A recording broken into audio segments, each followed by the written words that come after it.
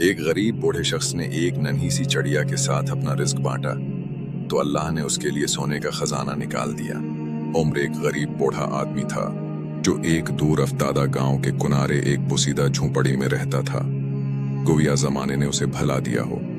इसका घर मिट्टी की एक तंग और तारीक कोठड़ी से ज्यादा कुछ न था, जिसकी दीवारें फटी हुई थीं और खजूर के सूखे पत्तों की छत न सर्दियों की शदीद ठंड से बचा सकती थी और ना ही गर्मियों की जलती धूप से। उमर बिल्कुल अकेला था। बरसों पहले उसकी बीवी वफात पा चुकी थी और उसका अकलौता बेटा रोजी की तलाश में गांव छोड़कर चला गया था। फिर न कभी लौटा और ना ही उसकी कोई खबर आई। यूं उमर की जिंदगी खामोशी और तन्हाई में डूब गई। उसकी झोंपड़ी में हुआ की सेटियां और पुराने लकड़ी के दरवाजे की चरचराहट के सिवा कोई आवाज। शदीद गुर्बत उसके कमजोर जिस्म को निचोड़ रही थी और अंधेरी रातों में भूख उसकी आंतों को मरोड़ देती थी। मगर उसके बावजूद वो बावकार नफ्स का मालिक था। उसकी रूह खुददार थी, जल्लत और सवाल से नफरत करती थी। उसने कभी किसी के सामने हाथ नहीं फैलाया, न किसी अमीर के दरवाजे पर जा खड़ा हुआ। वो भूखा सोना कबूल कर लेता था मगर इज्जत नफ्स पर आंच न आने देता। इससे पहले कि हम इस हीरत अंगेज कहानी को आगे बढ़ाएं और जाने कि एक नन्ही सी चिड़िया किस तरह अल्लाह के हुक्म से उसकी जिंदगी बदल देगी, मैं आपसे पूछना चाहता हूं, आप दुनिया के किस हिस्से से ये कहानी सुन रहे हैं और क्या आपने कभी अपनी आंखों से नेकी का सला देखा है? उमर बड़ी मशक्कत से अपना गुजारा करता था।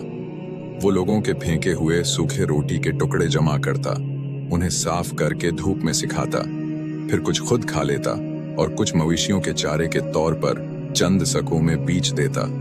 ये काम उस उम्र में उसके लिए बहुत मुश्किल था।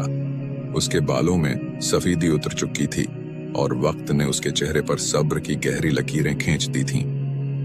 अफ्सोस उसके पड़ोसियों के दिलों में उसके लिए हमदर्दी के बजाय तमस्खर था। लोग उसे हकारत की निगाह से देखते, सरगोशियां करते और जब वो झुकी हुई कमर के साथ रोटी की बोरी उठाए गुजरता तो उसे भूला बुसरा फकीर कहकर पुकारते। यहां तक कि उसने बुला जरूरत घर से निकलना भी छोड़ दिया ताकि तेज जबानों से बच सके। इसी उदास झोंपड़ी के एक तारीक कोने में उस कहानी का आगाज हुआ। उमर ने देखा कि उसकी झोंपड़ी की दीवार के करीब एक नन्ही सी भौंकी चिड़िया बार बार आकर बैठती है। वो कमजोर थी और शायद कई दिनों से भौंकी थी। उसने ना उसे भगाया और ना ही उसे नजरअंदाज किया जैसा कि लोग उमूमन करते हैं, बल्कि उस पर तरस खाया।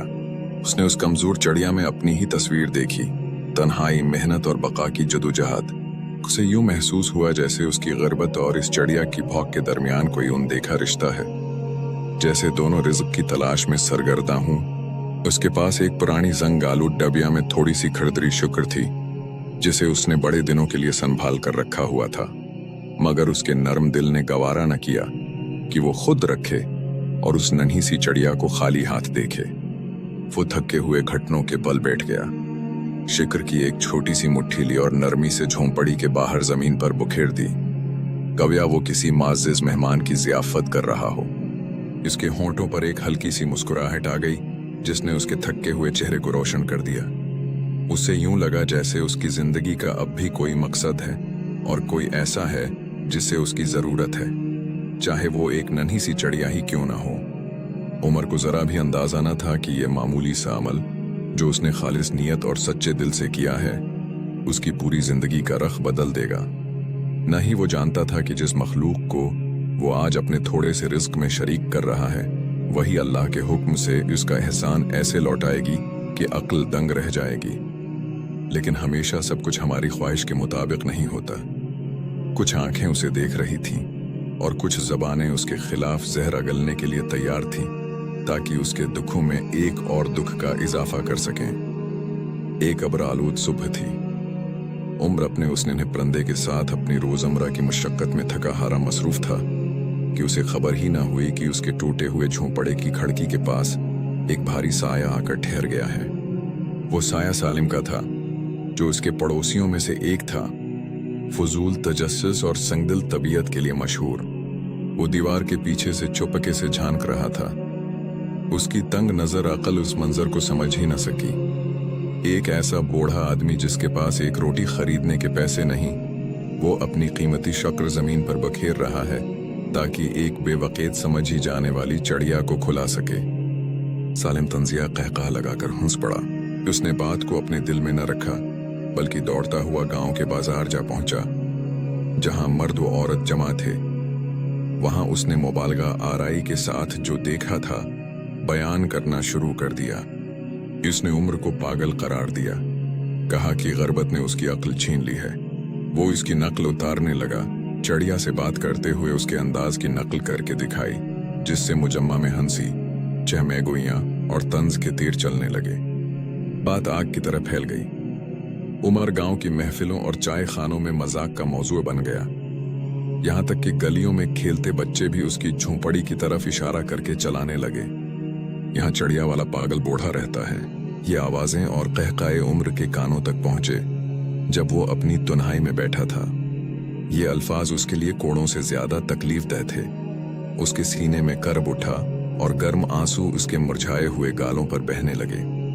वो पागल नहीं था जैसा कि लोग कहते थे, बल्कि एक ऐसा इंसान था जिसका दिल रहमत से लबरीज था। मगर लोगों के दिल पत्थर हो चुके थे, यहां तक कि वो चट्टानों से भी ज्यादा सख्त हो गए थे।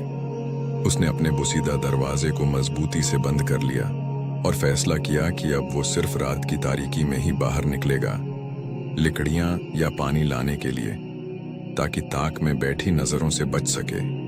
दिन बोझल अंदाज में गुजरते रहे, यहां तक कि सख्त सर्दियों का मौसम आ गया। तेज आंधियों और बारिशों ने झोंपड़ी की हालत मजीद खराब कर दी। छत छलनी बन गई, बारिश का पानी अंदर टपकने लगा और मिट्टी की जमीन सर्द चिपचिपे कीचड़ में बदल गई। सर्दी उस हद तक बढ़ गई कि उम्र की रगों में खून जैसे जम गया हो।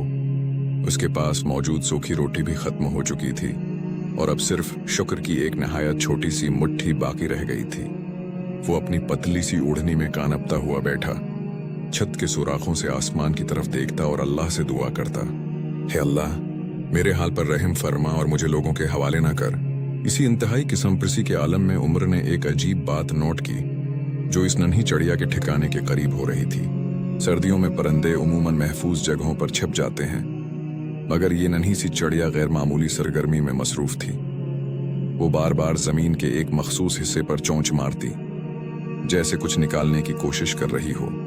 उमर ने देखा कि वो चोंच में सरखी माइल मिट्टी के बारीक ज़रात निकालकर बाहर गिरा रही है। ये मिट्टी झोंपड़ी की आम मिट्टी से मुख्तलिफ थी। वो उसे एक तरफ ढेर कर देती और फिर दोबारा उसी जगह चोंच मारने लगती। जब भी उम्र वो मिट्टी हटा देता, अगले दिन वो ढेर और बड़ा हो जाता, जैसे वो किसी गहरी चीज तक पहुंचने की कोशिश कर रही हो, जैसे वक्त के खिलाफ दौड़ रही हो। शुरू में उम्र ने सोचा शायद बारिश के पानी से बचने के लिए वो